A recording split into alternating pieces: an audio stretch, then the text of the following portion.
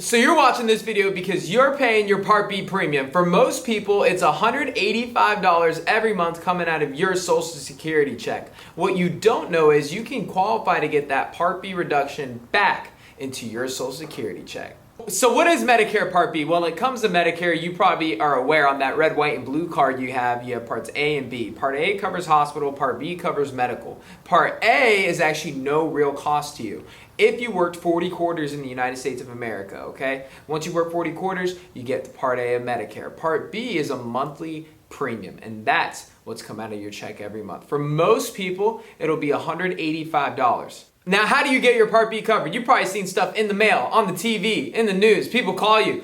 All this information about qualifying for a Part B Giveback. This is a real thing. Now, qualifying is contingent on plans in your area, the private insurance companies offer, and your zip code. Your zip code will actually determine what plans are available and how much of that Part B you can get back into your check every month. So how does it really work? Private insurance companies are incentivized by CMS, the Center of Medicare Services. So they get an allotment of money to put towards their plan benefits. Some companies are allocating their benefits to paying beneficiaries Part B premium. So that insurance company is willing to pay a portion of your Part B premium so you don't have to.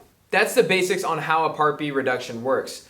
But not everyone is in a suitable position to get the Part B premium, okay? I'll give you an example of two clients I've had. For example purposes, we'll call him John.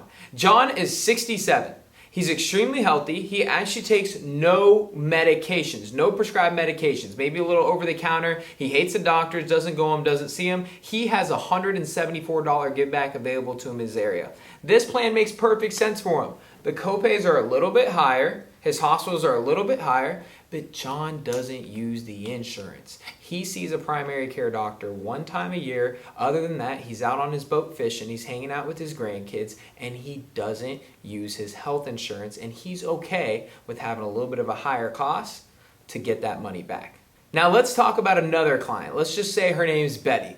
Let's say Betty is not as healthy. Let's say she's actually seeing about 4 to 5 doctors. She has a primary care, maybe she has a cardiologist, maybe she has an ophthalmologist, you name it. She's got a couple different doctors, podiatrists, you name it. She's not the healthiest person in the world, okay? She does frequent the doctors, and she's a little more prone to hospital stays. Let's say she was hospitalized in the last 24 months 2 different times. There's a $174 give back in her area. Well, maybe because of her doctors and also her medications, that Part B give back isn't going to make much sense for her. It would actually end up hurting her. Maybe she goes to the specialist so often and that higher specialist copay would offset the give back she's getting, not to mention the potential that her medications could go up on a give back program. So like we always say, Medicare is not a cookie cutter program. It's not one size fits all. And at the end of the day, it's super important to understand we're talking about your health insurance.